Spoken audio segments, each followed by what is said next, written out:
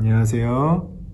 누가복음 4강 마지막 강의 시간입니다. 오늘 강의에서는 누가복음 9장 51절에서 19장 27절까지의 본문을 살펴보려고 합니다. 오늘 본문에서는 누가복음만의 표현과 비유, 이야기들이 풍부하게 나옵니다. 그리고 지리적인 변화와 예수님이 가르치시는 대상의 변화도 함께 일어나는 것을 우리가 살펴볼 수 있습니다.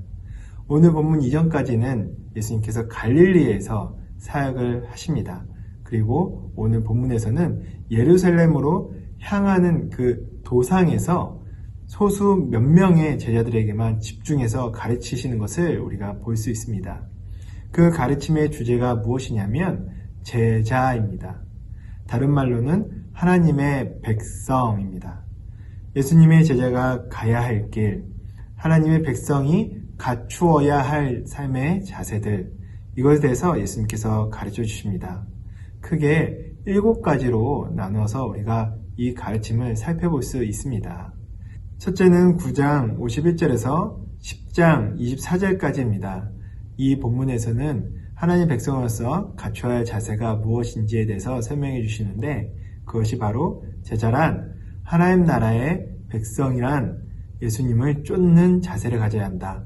예수님을 따르는 자세가 있어야 한다라는 것을 가르쳐 주십니다. 예수님의 가치가 나의 가치가 되고, 예수님의 감정이 나의 감정이 되고, 예수님의 우선순위가 나의 우선순위가 되도록 예수님을 쫓는, 예수님을 따르는 자세가 있어야 한다는 것을 예수님께서 가르쳐 주십니다. 말씀을 보면 예수님께서 예루살렘에 올라가시기 전 사마리아의 한 동네에 들리십니다. 근데 그 동네에서 예수님을 거절합니다. 그것을 본 야고보와 요한이 불같이 화를 내죠. 그래서 하늘에서 불을 내려 그들을 다 멸해버리자라고 말합니다. 야고보와 요한의 반응이 좀 과한 것처럼 보이지만 사실 과한 것이 아닙니다. 극히 인간적인 반응이죠. 누군가 나에게 욕을 하면 똑같이 욕하는 것보다 한 대 때려주는 것이 인간의 마음입니다. 근데 예수님은 인간적인 반응을 보인 야고보와 요한을 꾸짖으십니다. 그리고 이어서 길을 가시면서 예수님을 따르는 것이 무엇인지에 대해서 가르쳐 주십니다. 예수님은 여우도 굴이 있고 공중에 나는 새도 집이 있지만 예수님은 머리 둘 곳 한 곳이 없다고 말씀하십니다. 그리고 예수님을 따르기 전 아버지의 장례를 치르고 오겠다고 하는 사람, 가족과 작별하고 오겠다고 하는 사람, 손에 쟁기를 들고 뒤를 돌아보는 사람은 예수님의 제자로서, 하나님 나라의 백성으로서 합당하지 않다고 말씀하십니다. 이 말씀은 예수님을 따르기 위해서는 재산도 포기하고 가족도 버리고 하던 일도 내팽개치고 예수님을 따라야 한다라는 것이 아닙니다. 예수님을 따르기 위해서는 인간적인 생각과 감정에 사로잡혀 이런저런 핑계를 대며 예수님을 따르는 것을 뒤로 미루는 지체하는 일은 없어야 된다는 것입니다. 예수님의 제자는 생각과 감정이 하나님께 맞추어져 있어야 합니다. 예수님의 생각이 나의 생각이 되도록, 예수님의 마음, 그 감정이 나의 마음, 나의 감정이 되도록, 예수님의 우선순위가 나의 우선순위가 되어 예수님을 쫓고 따르는 사람, 그런 자세가 있어야 한다라고 가르침을 주시는 것입니다. 둘째는 누가복음 10장 25절에서 42절까지입니다. 하나님 나라의 백성은 율법의 정신에 따라 이웃을 사랑해야 한다라는 것입니다.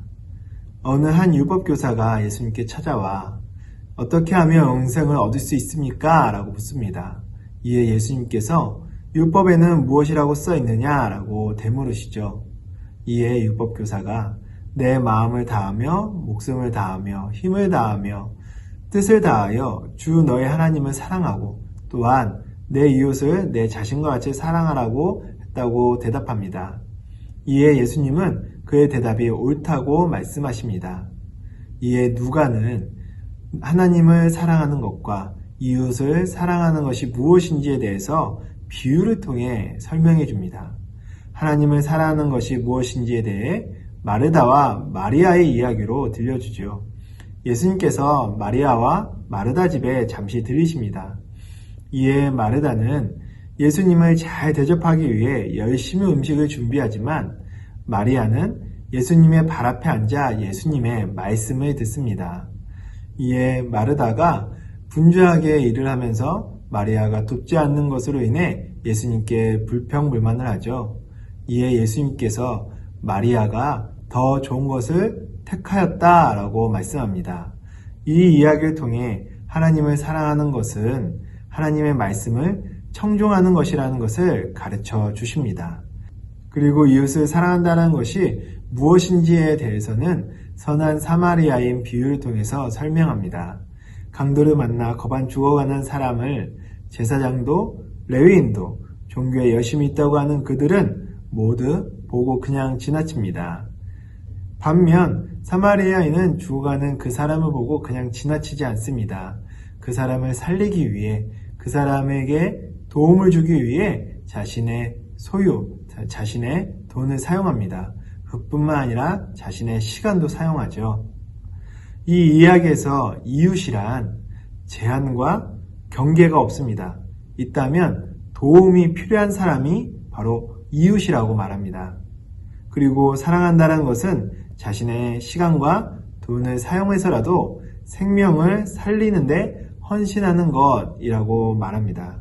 이웃을 사랑한다는 것은 도움이 필요한 사람에게 언제든지 기꺼이 자신의 시간과 소유를 나눠주며 생명을 살리는데 헌신하는 것이라는 가르침을 주는 것입니다. 모든 율법은 하나님 사랑에서 시작해서 이웃 사랑으로 귀결됩니다. 하나님을 사랑하는 자는 하나님의 말씀을 듣습니다. 하나님의 말씀은 이웃을 사랑하라입니다. 고로 하나님을 사랑하는 자는 이웃을 사랑하는 자입니다. 즉 하나님의 백성은 이웃을 사랑하는 자세가 있어야 한다는 것입니다. 그리고 이웃을 사랑하는 자가 곧 하나님을 사랑하는 자라는 거죠. 셋째는 누가복음 11장 14절에서 12장 59절까지 말씀입니다. 예수님의 제자가 갖추어야 할 자세, 하나님 나라의 백성이 갖춰야 할 자세란 무엇이냐면 하나님 나라에 들어가기 위해 늘 준비하는 삶을 살아야 된다는 것입니다. 이 본문에서 보면 하나님 나라의 백성으로서 하나님 나라에 들어가기 위해서는 겉과 속이 다르면 안 된다고 말합니다. 위선적이면 안 된다. 외식적이면 안 된다라고 말합니다. 겉과 속이 같아야 합니다. 말하는 것과 행동하는 것이 같아야 한다는 것입니다. 그리고 늘 하나님을 인정하며 하나님을 인정하는 삶으로 믿음의 고백이 있어야 된다라고 말씀합니다.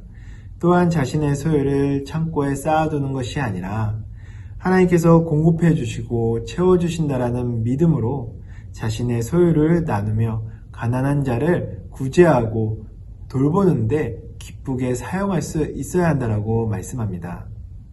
이렇게 사는 자들이 하나님 나라의 백성으로서 하나님 나라에 들어가기 위해 준비하며 살아가는 것이라고 가르쳐 주십니다. 넷째는 누가복음 13장 1절에서 14장 6절까지입니다. 하나님 나라의 백성은 회개하는 자세가 있어야 한다라고 가르쳐 주십니다. 회개는 처음 예수님을 영접할 때만 하는 것이 아니라 회개는 자신의 잘못을 입술로만 고백하는 것도 아니라 회개는 돌이킴이다 라고 가르쳐 주십니다. 돌이킴에 대한 열매가 있어야 합니다.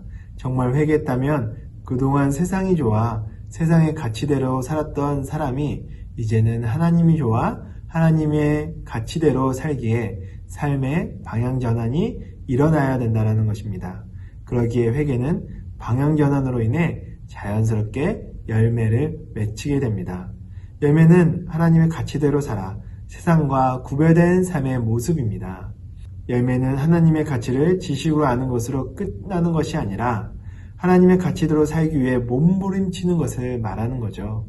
이것이 좁은 문으로 들어가기를 힘쓰는 것입니다.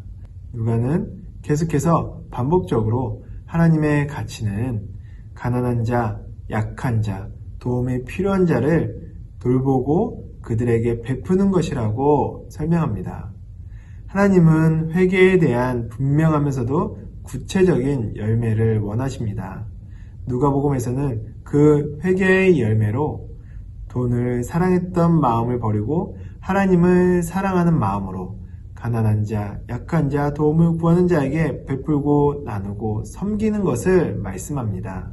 그래서 부자이지만 가난한 나사로를 도와주지 않은 부자는 그 삶의 열매가 없기에 지옥에 가고, 죄인으로 취급받던 삭개오는 자신의 재산의 절반을 가난한 자들에게 나눠주는 회개의 열매가 있었기에 그는 아브라함의 품, 하나님 나라의 백성이 되었다라고 설명합니다.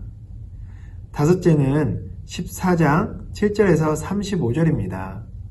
하나님 나라의 백성은 대가 지불의 자세가 있어야 한다라는 것입니다. 다른 말로 하면 포기할 수 있는 삶의 자세가 있어야 한다는 것입니다. 하나님 나라를 위해서 대가 지불하는 것입니다. 예수님을 따르기 위해서 내가 누릴 수 있음에도 포기하는 것입니다.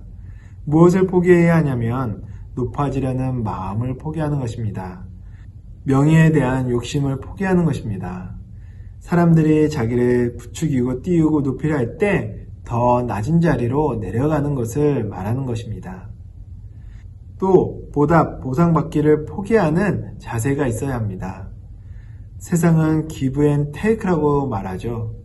가는 게 있으면 오는 게 있어야 한다라고 합니다. 그리고 모든 관계에서 give and take가 이루어져야 관계도 유지될 수 있다라고 생각합니다. 내가 열을 주면 최소한 한두 개는 돌아와야 관계가 유지될 수 있다라고 말하는 것이죠. 근데 하나님 나라의 백성은 돌아올 것이 없어도 베풀 수 있는 삶의 자세가 있어야 합니다.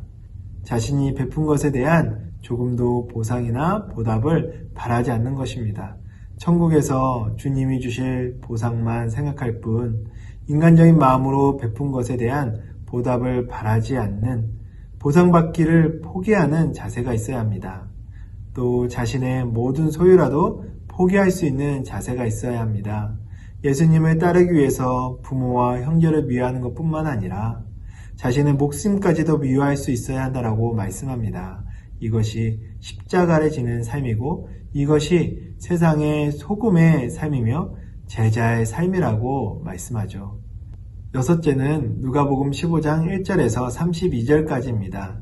하나님 나라의 백성은 하나님의 마음을 품고 하나님의 사역에 동참하는 자세가 있어야 한다는 것입니다. 누가복음 15장에는 세 가지 비유가 나옵니다. 잃어버린 양을 찾는 목자에 대한 비유, 잃어버린 드라크마를 찾는 여인에 대한 비유, 잃은 아들을 되찾는 아버지의 비유가 나옵니다. 이 세 비유의 공통점은 잃어버렸다가 되찾았다라는 것입니다. 그리고 잃어버렸다가 되찾은 것이 죄인이 회개하고 하나님의 품으로 돌아온 것을 말씀합니다. 잃어버렸다가 되찾은 기쁨, 죄인이 회개하고 돌아오는 것으로 인한 기쁨이 하나님 나라에 충만하다라고 말씀하죠. 의인 99명으로 인한 기쁨보다 한 명의 죄인이 회개하고 돌아올 때 하나님 나라에는 그 기쁨이 충만해진다라고 말씀합니다. 하나님 나라 백성은 이 하나님의 기쁨을 함께 기뻐하는 자입니다. 그래서 그 기쁨을 마음에 품고 열심히 죄인이 회개하고 하나님 품에 돌아오도록 하나님의 사역에 동참하는 자세가 있어야 한다라고 가르쳐 주십니다. 일곱째는 누가복음 17장 5절에서 19장 27절까지입니다. 하나님 나라의 백성은 믿음으로 사는 자세가 있어야 한다라고 가르쳐 주시죠. 제자들이 예수님께 믿음을 강하게 해달라고 요청합니다. 이에 예수님께서 믿음이란 무엇인지에 대해서 설명해 주십니다. 믿음은 주님의 말씀을 따라 순종한 후 나는 무익한 종이라 해야 할 일을 했을 뿐입니다. 라고 겸손히 자신을 낮추는 것이 믿음이라고 가르쳐 주십니다. 또 믿음이란 나병 환자처럼 하나님께 영광을 돌리는 것이다. 믿음이란 낙심하지 않고 기도하는 것이다. 믿음이란 어린아이같이 하나님의 나라를 받아들이는 것이다. 또 믿음이란 자신의 소유로 가난한 자들에게 도움을 주는 것이다. 믿음이란 맹인처럼 자신의 필요를 주님께 요청하는 것이다. 믿음이란 삭개오처럼 회개의 열매를 맺는 것이다.